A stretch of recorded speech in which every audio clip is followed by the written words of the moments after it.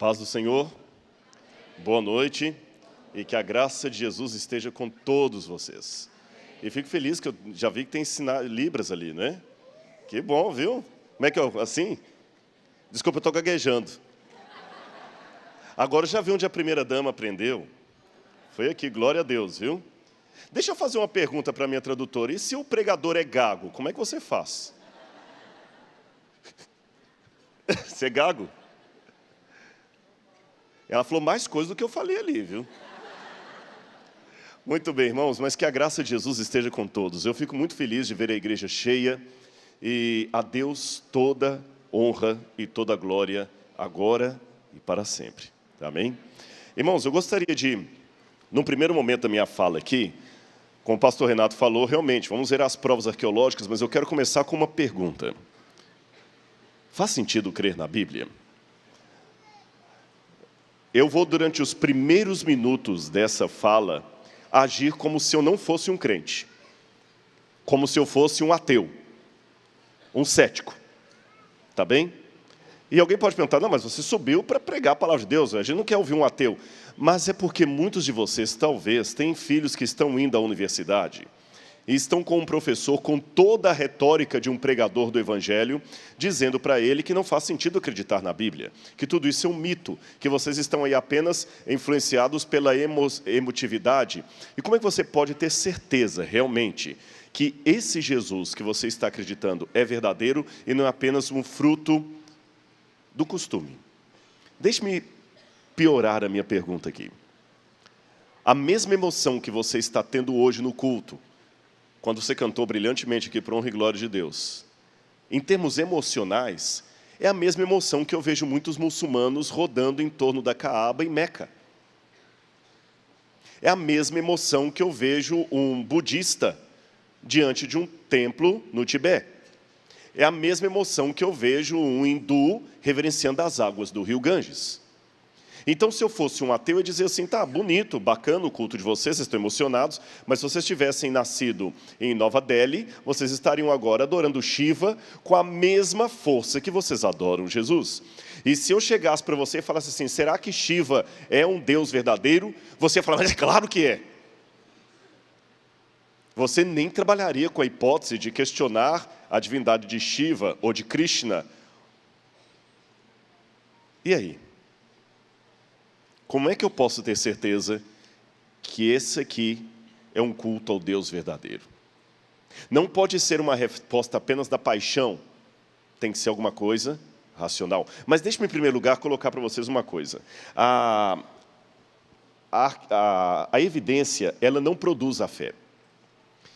Se a evidência, se o milagre produzisse a fé, o povo de Israel não teria adorado o bezerro de ouro depois de ter visto o mar vermelho se abrindo.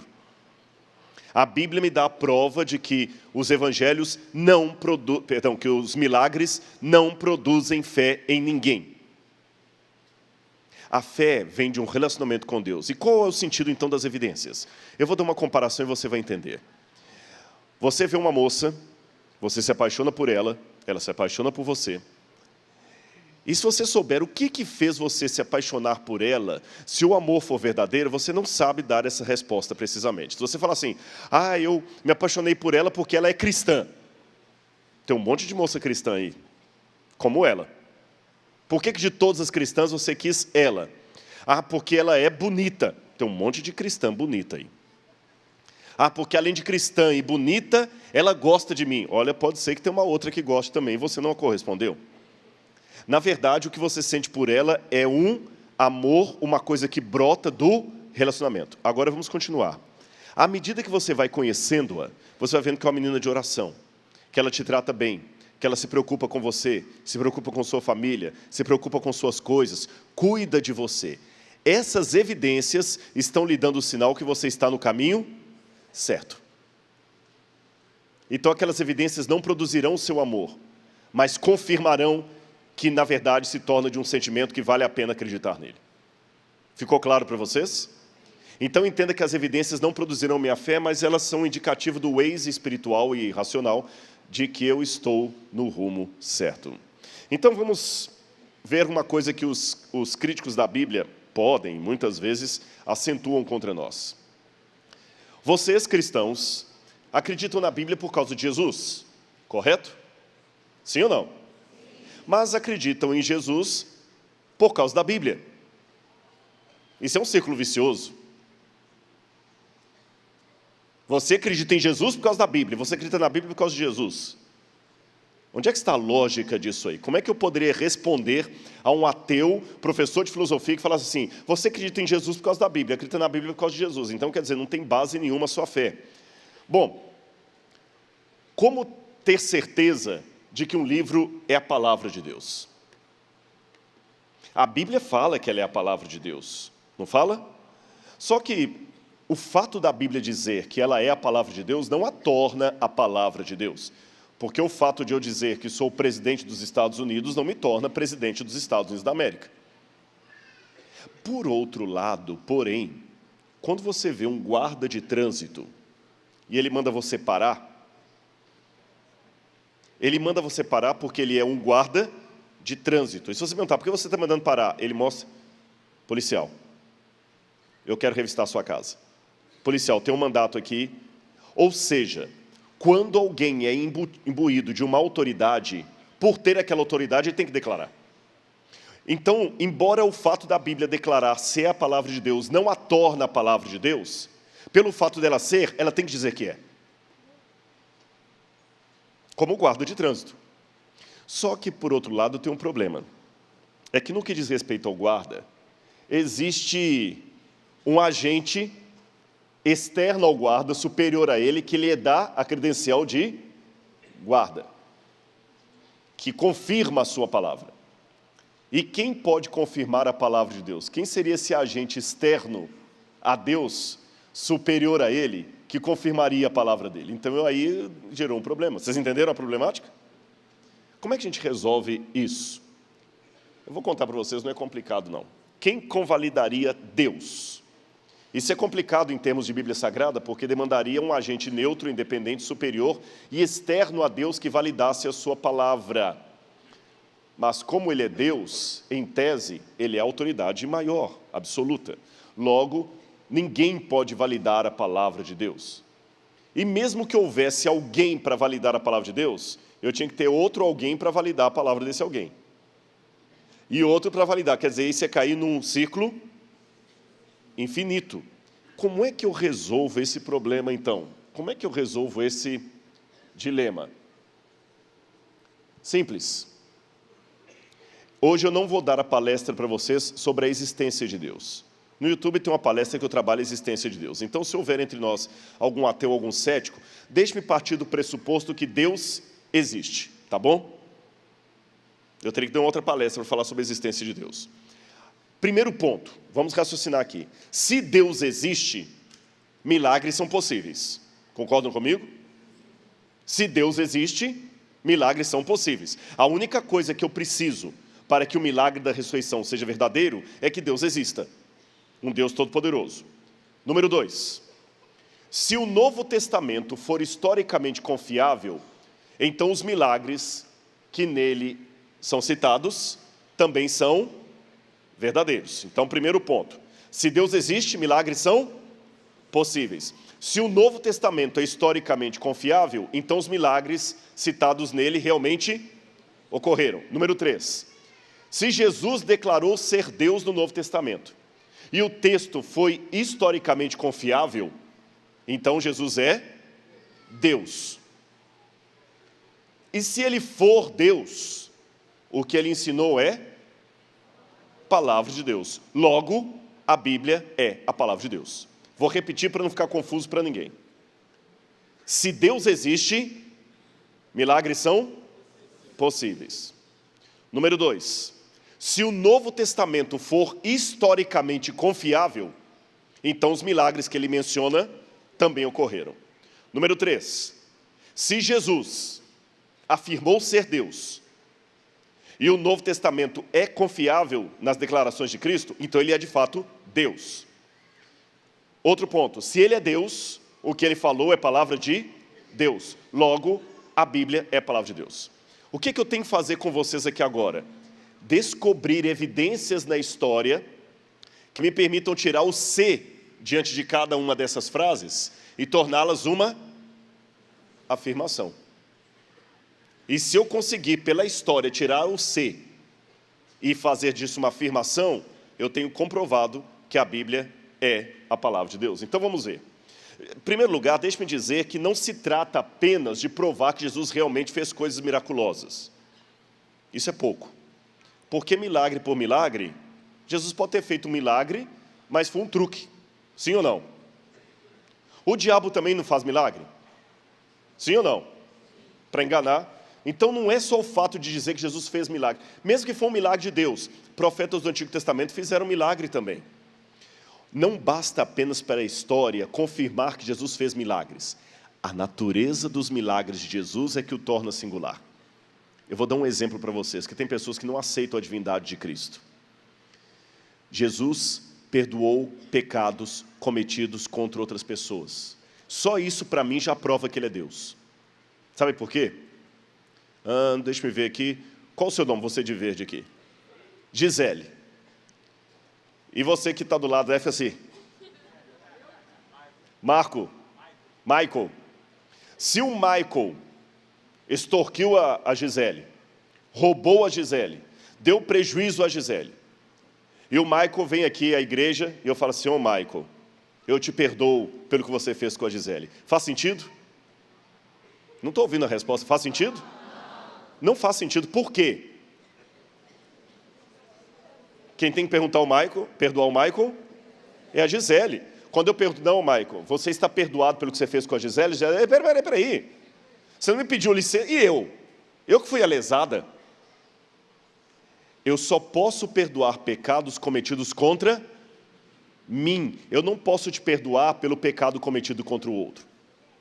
O único que pode perdoar você por pecados cometidos contra outros é Deus, porque em última instância todos os pecados são contra Deus. Então quando Jesus falou: eu te perdoo, levanta e anda, você não tem parâmetro disso no Antigo Testamento. Nem Moisés, nem Elias, nem Enoque, nem os grandes homens e mulheres de Deus jamais tiveram essa autoridade de falar assim: eu te perdoo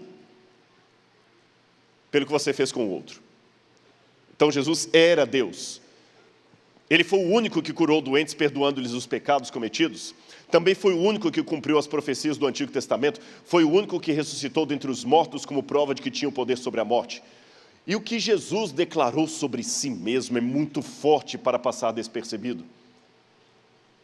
C.S. Lewis popularizou um argumento de John Duncan, dizendo o seguinte: ou Jesus era lunático, ou ele era mentiroso, ou ele era o Senhor.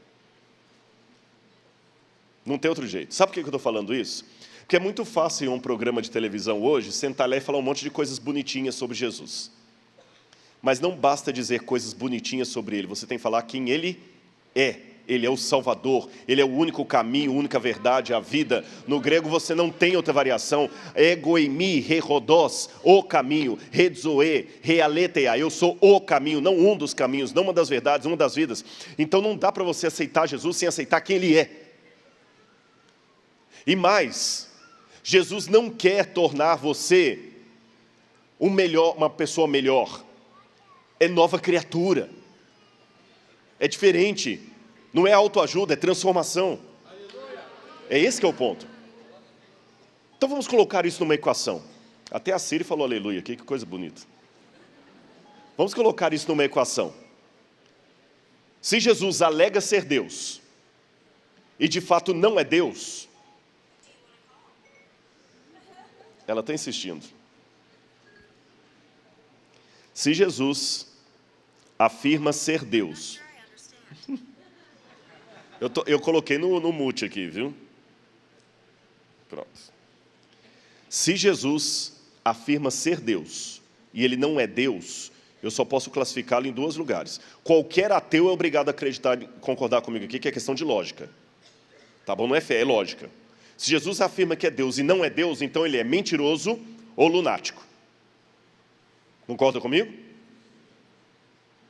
Agora, se Jesus não é Deus nem lunático, então Ele é mentiroso. Agora, se Ele for lunático, então Ele não é mentiroso, mas também não é Deus. Agora, se ele não for nem lunático, nem mentiroso, ele obrigatoriamente é Deus. E eu digo para vocês, um lunático ou um mentiroso produziria o que Jesus produziu? Transformaria vidas? Bertrand Russell, olha que interessante, Bertrand Russell é um dos paladinos do ateísmo e filósofo respeitadíssimo da Europa, já faleceu há muitos anos, e ele dizia o seguinte: historicamente, a existência de Cristo, de Jesus, é duvidosa. Se ele realmente existiu, não sabemos nada, quase nada sobre ele, portanto, não me preocupo com o aspecto histórico. Isso aqui é ensinado na UERFJ, na Universidade Federal do Rio de Janeiro, isso é ensinado na USP, isso é ensinado nos cursos de história, de filosofia. E o próprio Bertrand Russell dizia, ora, Pitágoras foi, intelectualmente falando, um dos homens mais importantes e influentes da história. Pitágoras, e não Jesus Cristo, mereceria a atenção dos homens. Agora vejam o que o seu professor ateu de filosofia não vai contar para você na sala de aula. E se tiver alguém estudando, pode perguntar ao professor isso aqui e fala que o pastor falou na sua igreja. Porque muitos acham que na igreja não se fala de Dostoiévski, não fala não cita essas coisas. Professor, Russell dizia que a gente devia aplaudir Pitágoras e não Jesus, que foi o homem que mudou o Ocidente. Dê-me uma prova histórica da existência de Pitágoras. Não existe. Nenhuma. Nenhuma. Quando o seu professor de matemática fala com você que o teorema de Pitágoras foi feito por Pitágoras, ele não está contando toda a verdade. Porque ninguém sabe se Pitágoras existiu ou não. Ninguém sabe se Pitágoras existiu, e se existiu, ele era mais um místico do que um matemático. E o tal do teorema de Pitágoras eu já encontro aplicado pelos egípcios 1000 anos antes dos gregos. Isso é mito. Agora, quando eu vou à história, Tácito, Suetônio, Plínio, o Talmude, Flávio Josefo, todos esses autores fora da Bíblia falam de Jesus Cristo. E eu não encontro um autor contemporâneo que fale de Pitágoras. Mas de Jesus, todos esses falam. Desculpe-me, aí nessas horas o cético sou eu. Por isso que o último livro que eu escrevi chama-se O Ceticismo da Fé. O Ceticismo da Fé. Eu creio porque sou cético. Eu creio porque sou cético. E esse homem é aplaudido na academia, eu estudei filosofia, eu sei o que estou falando, como um paladino do saber do intelectualismo. Vou dar para vocês algumas provas arqueológicas que Jesus existiu. Aqui está o pergaminho, com uma cópia. Esse pergaminho aqui é do século XI ou XII. É um pergaminho de Tácito. E aquela parte que eu sublinhei de azul lá, traz o que eu vou ler aqui. Tácito diz que, nessa época, Nero apresentou como culpados aqueles que eram odiados por sua própria torpeza, a quem a população chama de cristãos. Tal nome vem de Cristo, que no principado de Tibério e nas mãos de Pôncio Pilatos sofreu a pena máxima. Reprimida na ocasião essa execrável superstição, fez-se novamente irromper não só na Judéia, berço daquele mal, mas também em Roma. Embora esse manuscrito seja uma cópia do século XI, Tácito era do século I. Ele era contemporâneo à época dos apóstolos. E ele não apenas confirma que Jesus morreu nas mãos de Pôncio Pilatos, mas também foi na época de Tibério, e mais, a palavra superstitione, em latim, dá a entender que alguma coisa esplendorosa sobre Jesus continuou sendo dita depois da morte dele. E que muitos seguidores ainda estavam com ele. Eu não tenho isso para apresentar como prova de Pitágoras, mas de Jesus eu tenho. Está fora da Bíblia, alguém que não acreditava em Jesus, mas testemunhou dentro do Império Romano que ele existiu, que ele morreu crucificado e que havia um grupo chamado cristãos que assim surgiram por ocasião dele. Esse testemunho de Flávio Josefo foi um historiador judeu do primeiro século, é tão fantástico que eu vou mostrar para vocês. Flávio Josefo, para vocês terem uma noção, ele testemunhou pessoalmente a destruição de Jerusalém no ano 70. Ele viveu na época dos apóstolos. Ele não era seguidor de Jesus. Mas olha o que ele diz de Jesus nesse pedacinho aqui, ó. Tá bom? Que está grifado aqui. Por essa época, surgiu outro foco de novas dificuldades. Um certo Jesus, homem sábio, Ele era operador de feitos maravilhosos, mestre daqueles que recebem coisas estranhas com prazer. Atraiu a muitos judeus e também a muitos gregos. Este homem era assim chamado Cristo. E quando Pôncio Pilatos o condenara à crucifixão, mediante acusações feitas pelos principais líderes dos judeus, aqueles que o haviam amado desde o começo não o abandonaram, pois lhes apareceu, segundo diziam, vivo outra vez ao terceiro dia, havendo os divinos profetas falado disso e milhares de outras coisas maravilhosas a seu respeito. E mesmo agora, a família dos cristãos, assim denominados por causa dele, não se extinguiu. Joséfo testemunha que Jesus fez coisas maravilhosas, que ele foi condenado, que as pessoas diziam que ele ressuscitou. Isso é tão fantástico que sabe o que os críticos dizem? Isso é uma interpolação cristã. Os cristãos que inventaram esse texto. Só que todos os manuscritos de Joséfo, que já encontrei até hoje, têm essa passagem. Até uma cópia em árabe, antiga. Outro testemunho de Joséfo também. Sendo, portanto, esse tipo de pessoa Anás, reuniu no Sinédrio e trouxe perante eles o irmão de Jesus, que é chamado Messias. Ele era chamado de Tiago e havia outros com ele. Feito o processo acusatório, segundo o qual ele era um transgressor da lei, todos os entregaram para ser apedrejado. Então eu mostrei apenas alguns exemplos fora da Bíblia que já confirmam, Jesus não é mito, ele existiu. E será que ele foi crucificado mesmo? Olha esse desenho, irmãos, ele é incrível, ele foi encontrado em Palatino, na Itália. Em Roma, você tem a colina Palatino, onde ficava o palácio de César. E havia uma escola ali de meninos da família real. Vocês sabem que até hoje, às vezes, adolescentes, jovens, até alguns adultos, picham coisa. Quem vai em banheiro de universidade, né? Escrevem coisas lá, picham. No passado não era diferente. Olha o que garotos picharam numa parede. Vocês vão me ajudar a ver aqui, ó. O desenho original está aqui, e aqui do lado de cá você tem uma cópia do desenho. O que vocês estão vendo ali? Uma cruz, o que mais? Um animal, que animal está na cruz? Um cavalo crucificado. E aqui você tem um rapaz em posição de adoração. E escreveram em grego a chacota, Alexamenos sebete theon, traduzindo, Alexandre, o Alexamenos, adora Deus. Está com um grego muito mal escrito. O que a gente deduz disso? Crianças de Palatino que estavam fazendo deboche de um outro porque adoravam Jesus. Primeira coisa que eu aprendo, já no segundo século Jesus era considerado Deus. Entendeu? Segundo, ele não morreu numa estaca de tortura. Foi numa cruz. O desenho de uma cruz. E tem uma coisa interessante que eles encontraram numa outra pedra, pena que eu não tenho essa foto aqui. Alexamenos fidei, Alexandre foi fiel. Escrito em latim, foi fiel. Então vocês veem que bonito, nós temos um testemunho da história. Até mesmo um ateu como Bart Ehrmans e Maurice Casey, ateus, dois ateus, acabaram de publicar, 2 anos atrás, um livro dizendo: Jesus existiu sim, não é mito. Eu tenho 2 livros de 2 ateus. Então, agora, tudo bem, Rodrigo, você conseguiu provar que Jesus existiu. Mas será que Jesus da história é o mesmo Cristo da fé? Quem está fazendo o seminário entende essa coisa, porque os teólogos liberais dizem que tem 2 personagens diferentes. O Cristo histórico foi aquele que existiu. O Cristo da fé é aquele que eles inventaram na igreja. O Cristo histórico verdadeiro foi apenas aquele que nasceu como judeu, morreu e tudo mais, e beleza.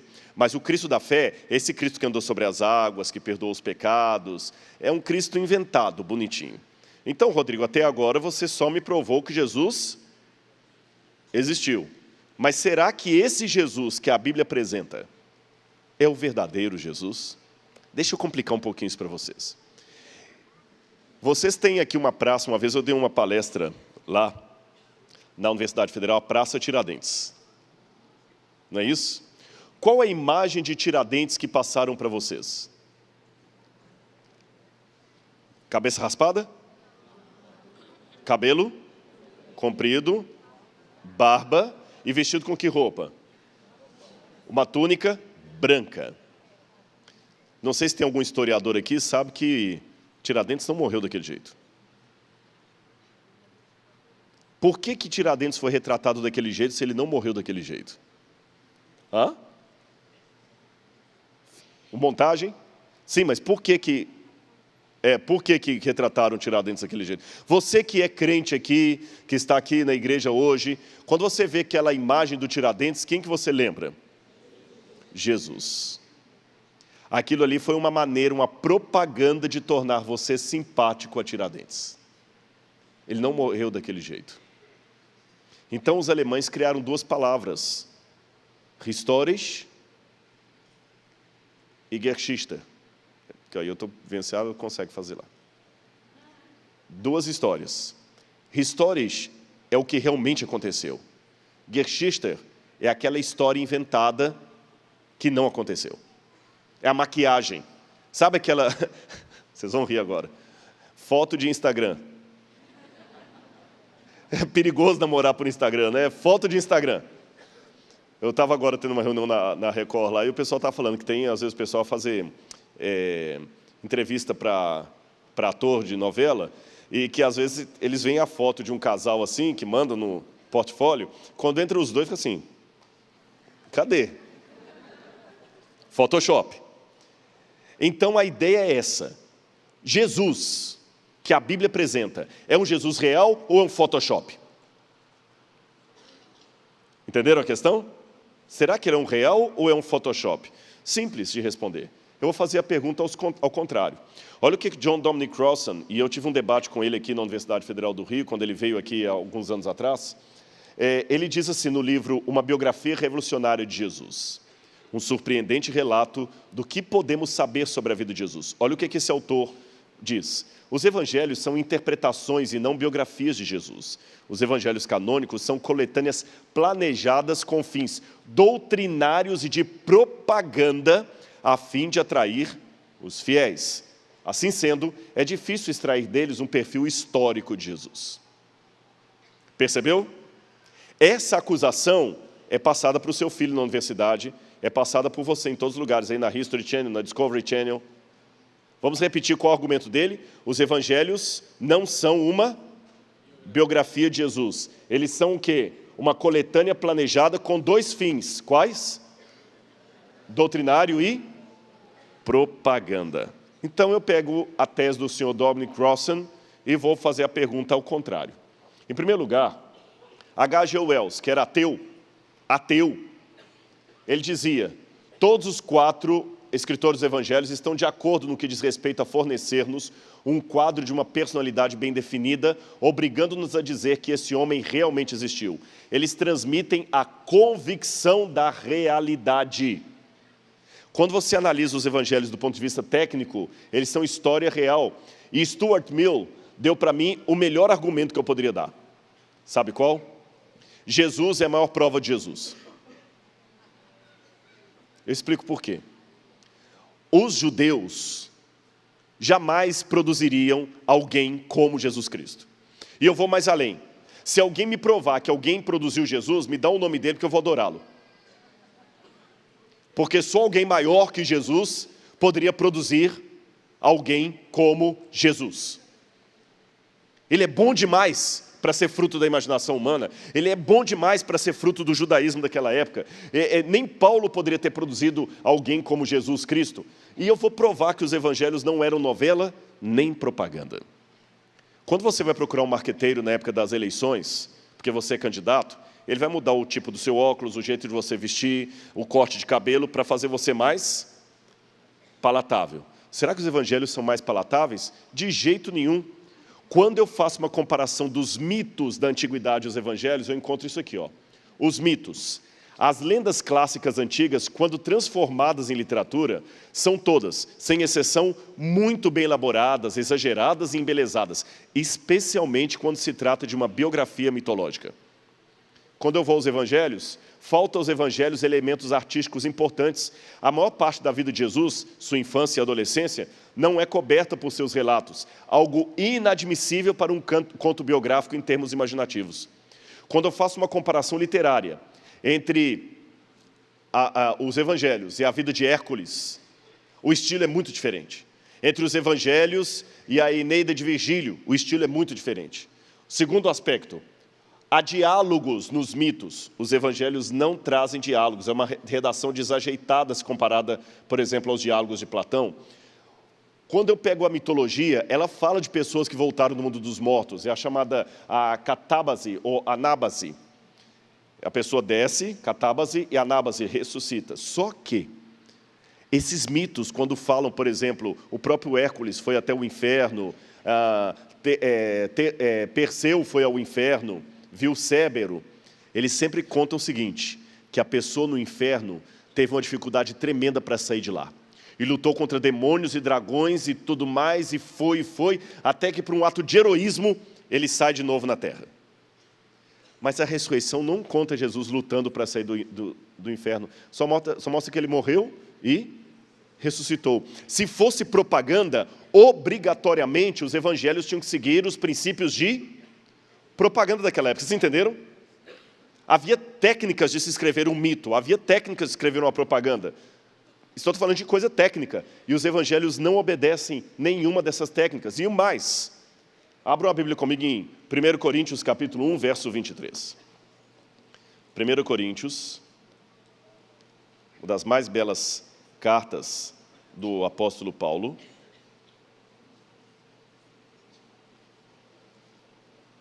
1 Coríntios, capítulo 1, versículo 23.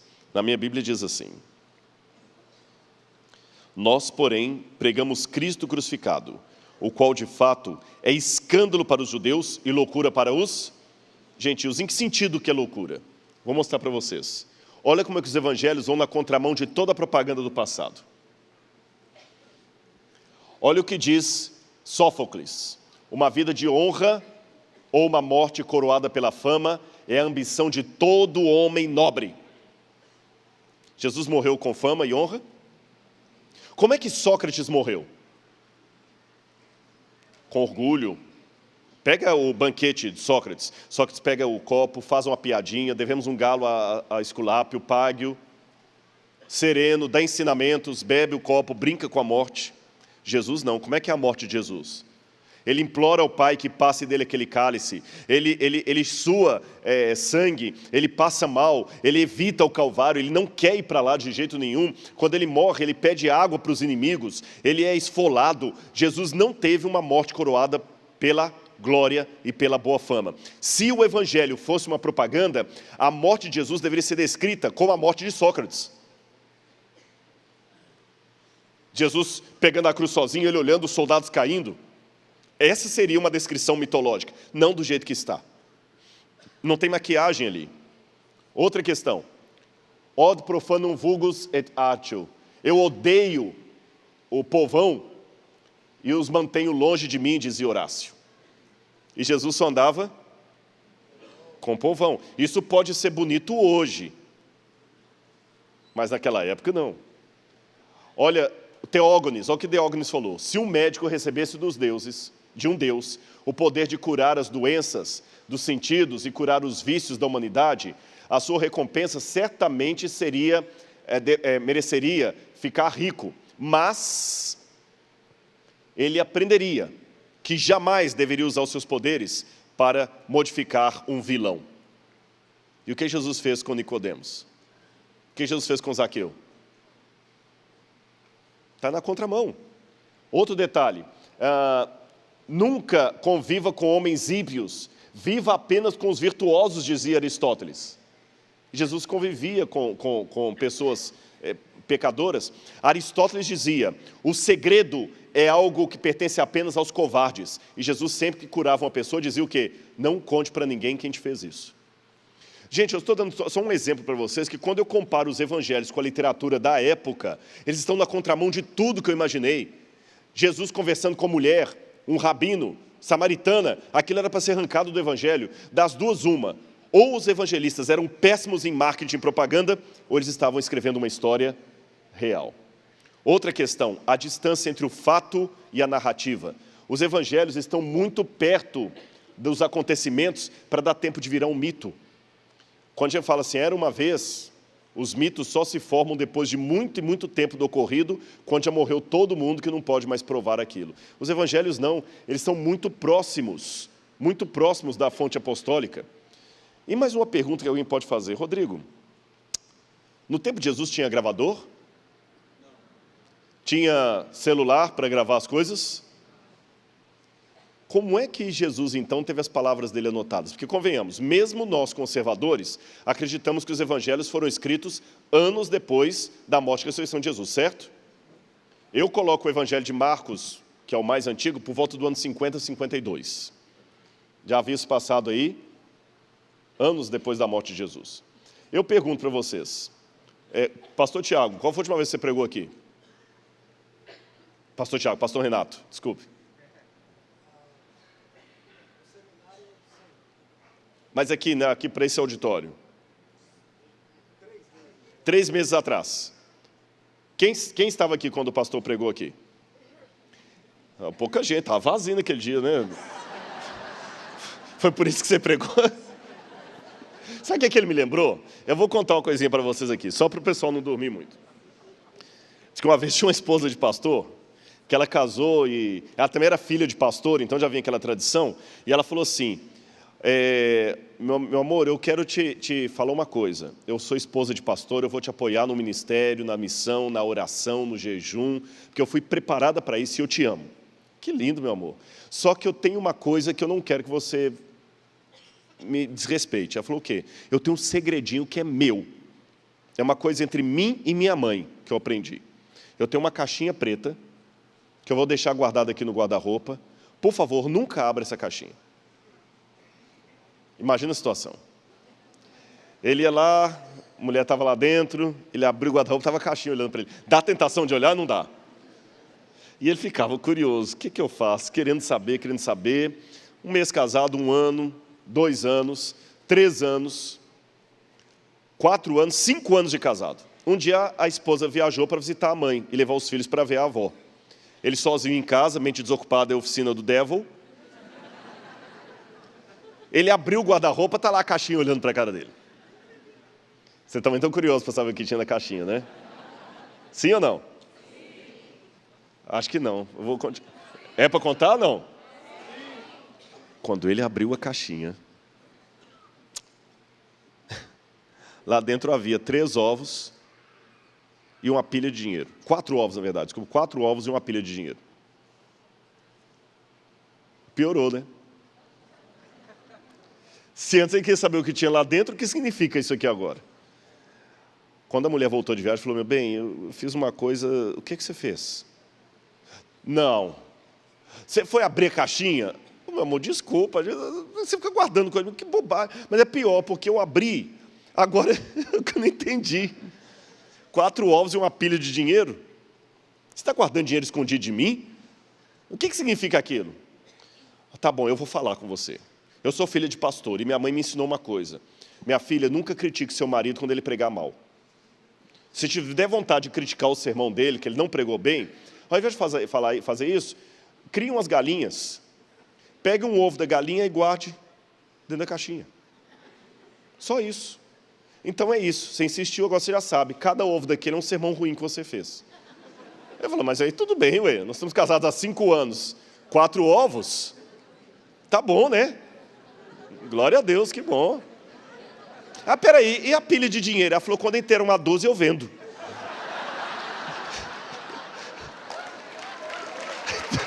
Vocês acharam bom, né? Eu digo para os meus alunos, se um homem não sabe rir de uma boa piada, desconfie da teologia dele. Seminaristas, isso aí está para vocês. E o que Jesus é uma pessoa de bom senso de humor, Jesus ria. Voltando à história. Pastor Renato pregou aqui há uns 3 meses, alguns estavam aqui. Quem sabe repetir palavra por palavra do que ele falou? E vocês prestaram atenção? E mesmo assim não sabe repetir? Então agora de novo vou dar de cético. Como é que você pode garantir que os evangelhos trazem a palavra exata que Jesus falou, se foram escritos tantos anos depois, e não tinha gravador, não tinha nada na época. Só o Espírito? Eu aceito essa resposta até um certo tempo. Vou falar por quê, professor. Porque se eu pensasse com a cabeça do ateu, do cético, esse argumento pode valer também para...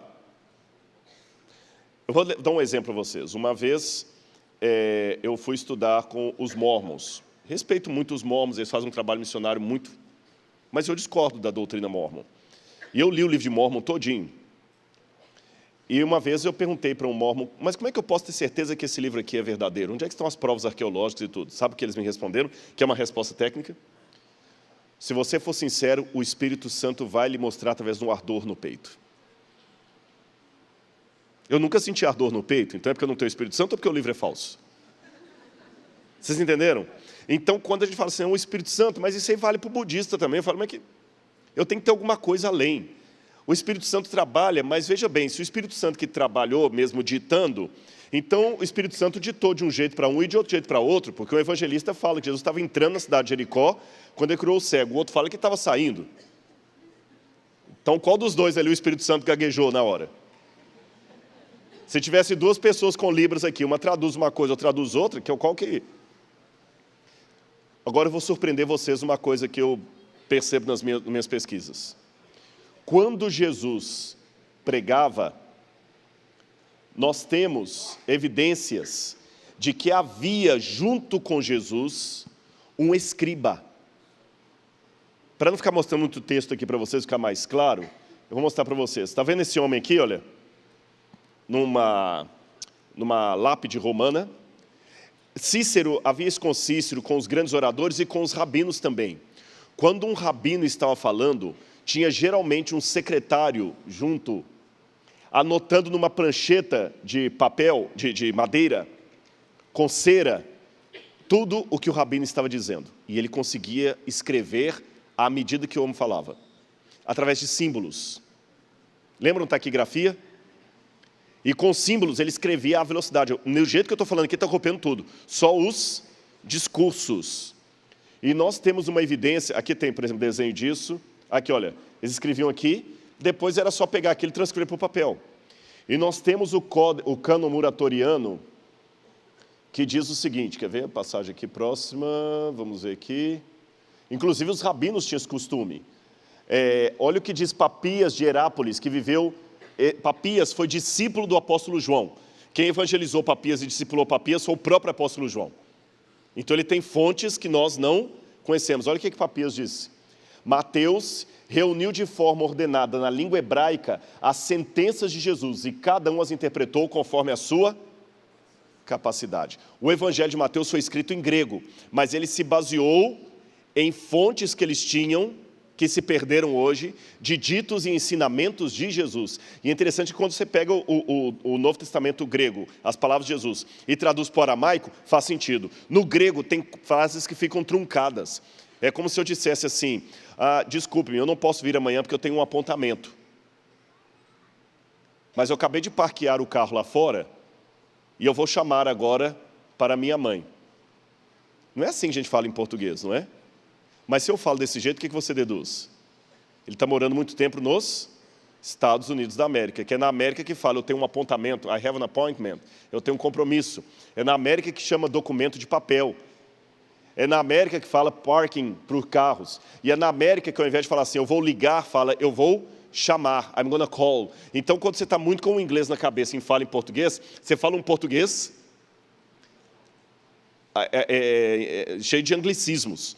O grego do Novo Testamento está cheio de aramaísmos, então você tem as palavras exatas que Jesus falou. Não é uma historiografia moderna, mas os evangelhos têm semelhanças não com a mitologia, mas eles têm semelhanças com Tucídides, que escreveu sobre a guerra dos atenienses. Quando Lucas escreve o seu texto, ele fala, tomando a mão para compor, epeheresan, anatastastai, dienim, a narrativa das coisas que entre nós é possível de acontecer, pragmaton, que ocorreram. E tudo ele tomou de acordo com a palavra das testemunhas. Ó crateste Teófile, ó excelentíssimo Teófilo. Tem algum advogado aqui entre nós? Levanta a mão, deixa eu ver. Tem uns bons advogados aí. Você sabia que o Evangelho de Lucas é uma peça jurídica escrita para apresentar diante do tribunal, diante de César? Ela tem toda a linguagem de uma peça jurídica. E o Teófilo que ele escreve era algum procurador do próprio César ou um advogado de defesa de Paulo. E Lucas não era só médico, Lucas também era advogado. Nós temos essa informação no segundo século. Agora, Rodrigo, para terminar, eu quero saber mais uma coisa sobre a autoria dos evangelhos. Onde no evangelho de Mateus fala que foi Mateus que escreveu? Alguém sabe? Onde no evangelho de Lucas fala que foi Lucas? Aí os ateus, os críticos vão dizer para você que, na verdade, o evangelho é uma obra anônima que alguém colocou o nome de Mateus para poder fazer sentido. Isso não é verdade. É que na antiguidade os livros eram em rolo. E o nome do autor era colocado numa lâminazinha chamada stickes, que ficava aqui. Estão vendo aqui esses? E a coisa mais fácil que tem de você perder de um livro é aquilo ali que trazia o título e o nome do autor. Mas depois que o livro já caía em domínio público, hoje, por exemplo, os Sertões, todo mundo sabe que é de Euclides da Cunha. Por isso que os evangelhos não têm dentro deles o nome do autor, nem o título, porque ficava naquela tirazinha do lado de fora, simples assim. Essas coisas mostram que o evangelho... Aqui, olha, um exemplo de uma dessas tiras. Essas coisas todas mostram que Jesus era realmente alguém que existiu e a sua história é real. Olha o que dizia C.S. Lewis. Os seguidores de Jesus eram judeus, ou seja, pertenciam à nação que de todas as outras era a que mais detinha a convicção de que havia um único Deus, que não poderia haver outro de forma alguma. É muito estranho que essa terrível invenção a respeito de um líder religioso se desenvolvesse entre o único povo em toda a terra menos passível de cometer tal equívoco. Pelo contrário, ficamos com a impressão de que nenhum dos seus seguidores mais próximos, ou até mesmo os escritores do Novo Testamento, aceitaram facilmente a doutrina de um Messias divino que ressuscitou. E não é só Jesus. Eu tenho comprovações arqueológicas, por exemplo, como essa pedra encontrada em Cesareia Marítima, que traz o nome de Pôncio Pilatos, prefeito da Judéia na época de Tibério. Eu tenho esse ossuário, esse caixão de pedra, onde colocavam ossos, onde você tem o nome Yosef Bar Kefa, José, filho de Caifás, que não é o filho do Caifás, mas o próprio Caifás. O próprio Caifás. É como falar assim, pastor Valandro, Valandro, Valandro, mas sabe que Valandro é o sobrenome dele. Perceberam, então? Outro exemplo que eu posso dar para vocês. Olha que interessante, essa caixão aqui foi encontrado, e aqui traz o nome da família de Simão Cirineu. A inscrição que está nessa caixa aqui, está aqui, ó, Simão e Alexandros, filho de Simão Cirineu. Agora, olha o que a Bíblia diz. Vou ler 3 passagens com vocês. Mateus 27, 32. Mateus 27, 32. Olha o que diz a Bíblia aqui. Ao saírem, encontraram um homem de Cirene, chamado Simão, e o forçaram a carregar a cruz. Um homem de Cirene, chamado Simão. E aqui pertence à família de Simão Cirineu, só que ali está o caixão do filho dele, que chama-se Alexandre, filho de Simão Cirineu. Agora leiam comigo Marcos capítulo 15, verso 21. Marcos capítulo 15, verso 21. Certo homem de Cirene, chamado Simão, pai de Alexandre e de Rufo. O que dá a entender para mim? Simão se converteu. Porque Mateus falou que era um certo homem chamado Simão. O outro fala até o nome do pai e do filho. Ah, você que é fulano, filho de Beltrano e Ciclano? E quando você vai para o apóstolo Paulo, Romanos 16, verso 13, Romanos, último capítulo de Romanos, 16, verso 13, diz aqui, Saúda-vos Rufo, eleito no Senhor, e sua mãe, que também tem sido uma mãe para mim. Rufus, o filho de Simão Cirineu. Então Simão se converteu. E o que é que nós temos aqui? O ossuário com o nome de um homem chamado Alexandre, filho de Simão Cirineu. Mais um personagem da Bíblia que nós temos a comprovação histórica a seu respeito. Travou aqui, eu acho que chegou ao último. Eu acho que chegou ao último. Não, tem mais um aqui. Mais um detalhe, agora com esse aqui eu já quero ir para o final.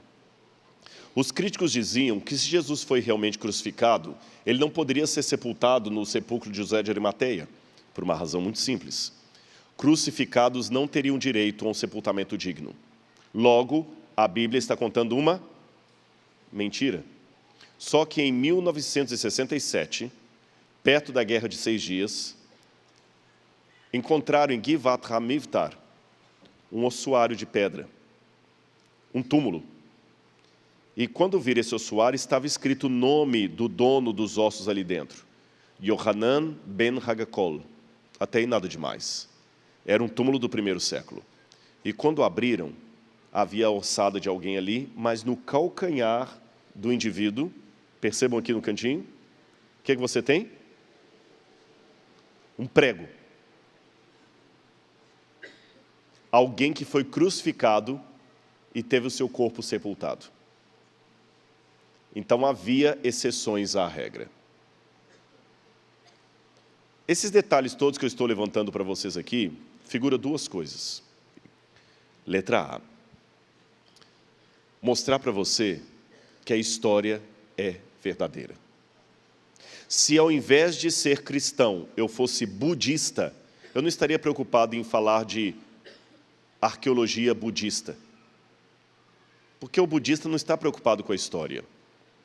Quem é hindu não está preocupado se a história de Arjuna e Krishna, do Bhagavad Gita, é real ou não é real. Para eles isso não faz diferença. Na verdade, eu posso até tirar Buda do budismo e o budismo continua existindo. Mas com a igreja cristã é diferente. Eu vou colocar qual a diferença entre o cristianismo e as demais religiões. É que todas as religiões, sem exceção, são sempre uma tentativa humana de alcançar a Deus. Sempre uma tentativa humana de alcançar a Deus. O cristianismo, que vem do judaísmo, é Deus alcançando o homem. Essa é a diferença. E vou mais além.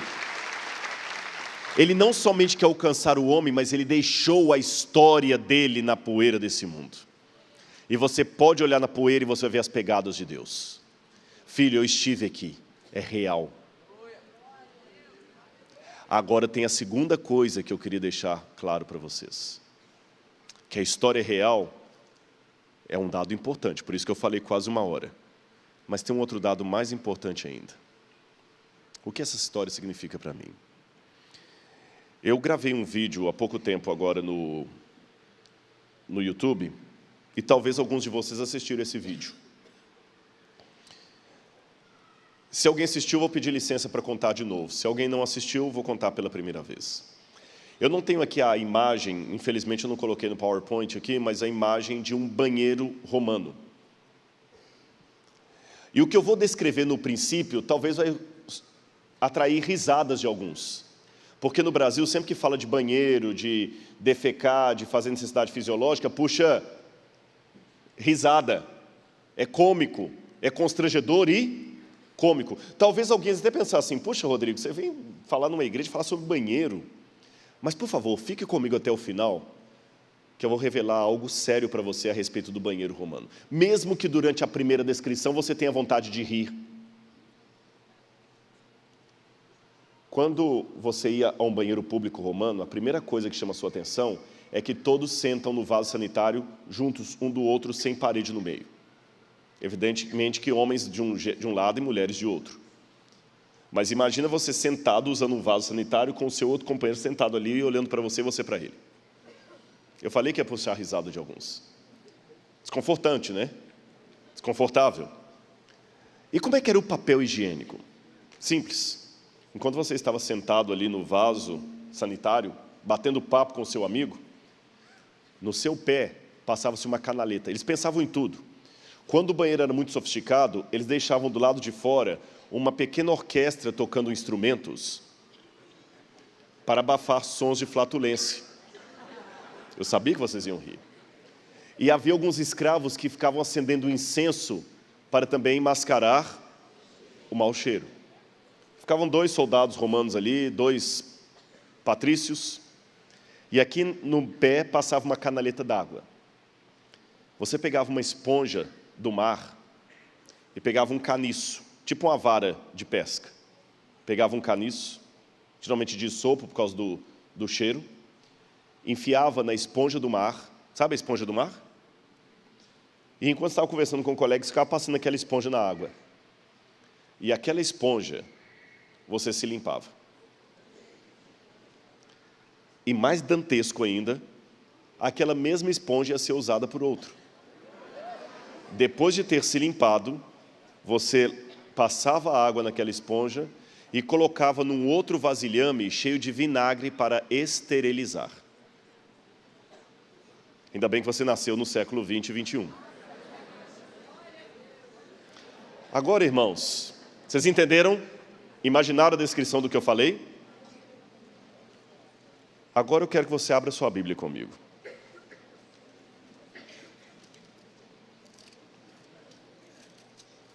Evangelho de João,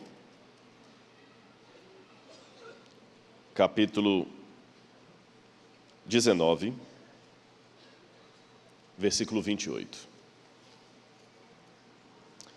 Eu falei que no início podia ser engraçado, mas ia terminar sério. Posso ler? Amém? Amém? Mais tarde, sabendo Jesus que tudo estava concluído para que a Escritura se cumprisse, disse: tenho sede.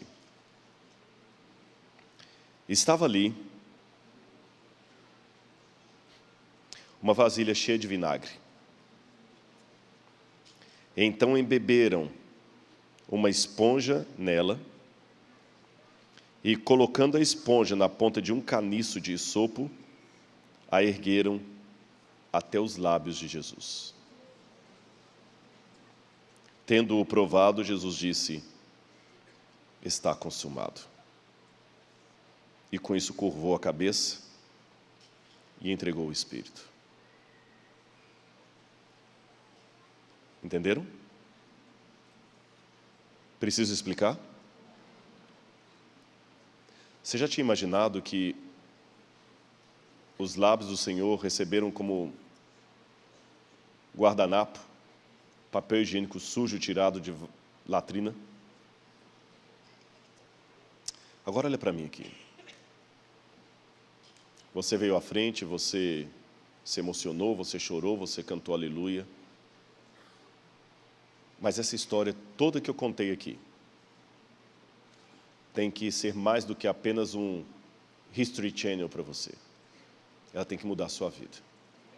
E eu falei de 2 fatores importantes. Um deles é que o cristianismo é Deus buscando o homem numa história que você pode buscar as evidências dessa história. Lembram disso? E a segunda questão é que essa história tem que fazer diferença para mim.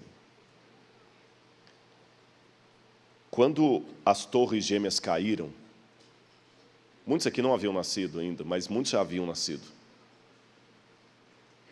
Aqueles que já estavam nascidos e crescidos na época das torres gêmeas, você ouviu, e o que você fez? Foi trabalhar? Foi estudar? E talvez comentou com outras pessoas: poxa vida, que tragédia a queda das torres gêmeas, né? Vamos orar por eles, vamos orar. Mas você não desmarcou aquele médico que você tinha naquela tarde. Você não desmarcou aquele seminário que você tinha para dar, nem a consulta, nem a visita ao cliente. Mas deixe-me mudar aqui um pouco. Você está na sua casa, ligou a TV e as torres gêmeas caíram. Mas a sua filha estava ali no 20º andar daquele edifício. O que você vai fazer? Você vai para o médico? Você vai trabalhar? Você vai pegar o primeiro avião e querer ir para Nova York? Igreja, eu pergunto a você, qual a diferença? A notícia é a mesma. Respondam para mim, qual a diferença? Alguém que você ama estava lá. E quando alguém que você ama está lá, a notícia deixa de ser mera informação e se torna algo que mexe até com as suas entranhas. Para quem não conhece Jesus, é só uma curiosidade sobre o banheiro greco-romano. Mas se você conhece Jesus, sabe que naquela cruz estava alguém que morreu por você. E eu vou fazer outra comparação. Aproveitando que há advogados aqui no nosso meio. Se entrar um ladrão em sua casa e você brigar com o ladrão, e pegar a arma e disparar no ladrão e matá-lo a queima-roupa, e na hora da adrenalina ali, para descarregar os cartuchos nele ali, e acabar com o ladrão, você sabe que um bom conselho que um advogado te daria numa situação dessa é qual? Ele morreu. Foge do flagrante. E depois se apresenta à polícia com o advogado para pedir já para responder o processo em liberdade. Mas naquele momento, mesmo que foi na sua casa, não adianta. Se a polícia vier, ela vai ter que te levar preso. Para não ir para a cadeia, você foge do flagrante. E o que você faz quando está fugindo do flagrante? Que pensamentos vêm à sua cabeça? Você deve pensar assim, puxa, matei um bandido, humilhante. E pior que ele deve ter comparsa. E se ele for de alguma comunidade aí que vê alguém que está com ele, que vai talvez me vingar. E quando eu saí de casa, eu deixei a carteira em cima da mesa, e se alguém pegar minha carteira, o celular ficou lá com meus documentos, com tudo. Preciso de um advogado. Não é isso que você pensa? Mas deixe-me mudar de novo agora a história. Você está em sua casa, limpando uma arma. Quem sabe uma cartucha do seu avô, e você não sabia que aquela arma estava municiada. E sem querer você dispara, e a queima-roupa mata a sua filhinha de 3 anos de idade. Legalmente falando, você também deveria fugir do flagrante. Mas você vai preocupar com isso? Você vai preocupar com carteira em cima da mesa? Qual a sua única preocupação e angústia? Não, mas ela morreu. Feri alguém que eu amo. Se tudo o que eu contei para vocês até agora foram apenas informações históricas legais, eu vou ser daqui muito frustrado, eu perdi o meu tempo aqui, o de vocês. Mas se você ouviu essa história, especialmente a última parte, sabendo que através da arqueologia e da história, eu resgatei a biografia de alguém que morreu por você, essa história vai ter um outro significado. Então, em nome de Jesus, eu digo para você, aceite a Ele, a Jesus, como seu Salvador pessoal. Eu não sei quem veio aqui apenas para ouvir uma história de arqueologia, mas eu não queria que você saísse daqui sem afirmar ou reafirmar o seu compromisso com Jesus. Aceite hoje Jesus como seu Salvador pessoal. Ele vai transformar a sua vida. E cada vez que eu escavo um sítio arqueológico, cada vez que eu encontro um manuscrito, uma coisa, evidencia mais ainda a certeza que meu Jesus é real. Ele não é um mito. Ele vive e transforma vidas. Então, em nome desse Jesus, eu venho aqui falar para você, Ele vai fazer a maior evidência que é a transformação da sua vida.